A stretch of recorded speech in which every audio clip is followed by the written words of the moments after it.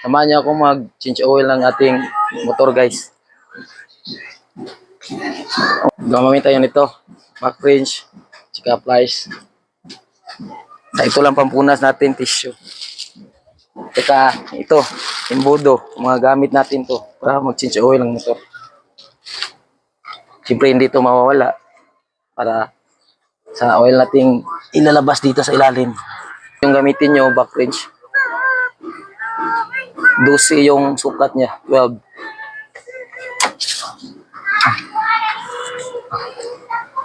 Kung mag-open kayo nito, guys, papunta doon nyo tulak, ha. Okay, ayun.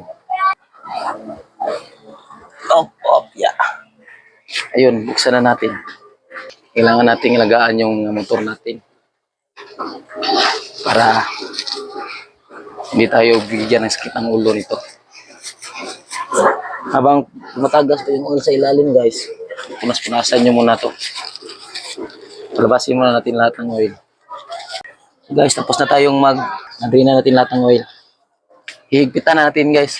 Kapag higpit, dapat kamay muna yung gagamitin natin na hanggang sa dulo talaga, sumalpak yung bolt niya. Kamay lang.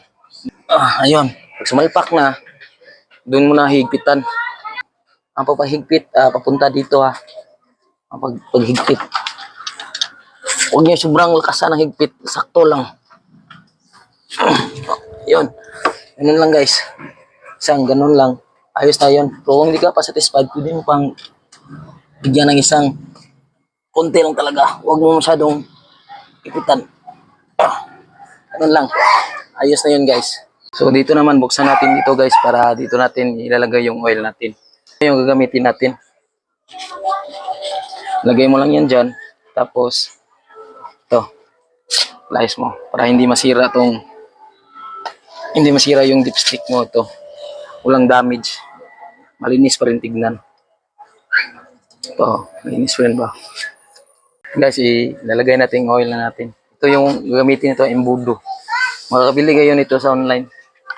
May benta lang nito. Mura lang to.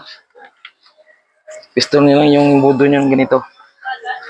Para hindi kayo mahirapan.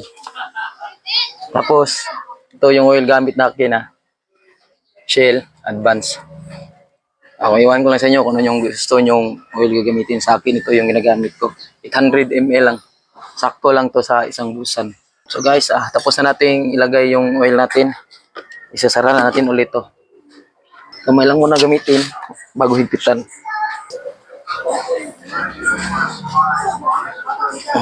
Ayan, ganoon lang. So, paandarin muna natin yung motor.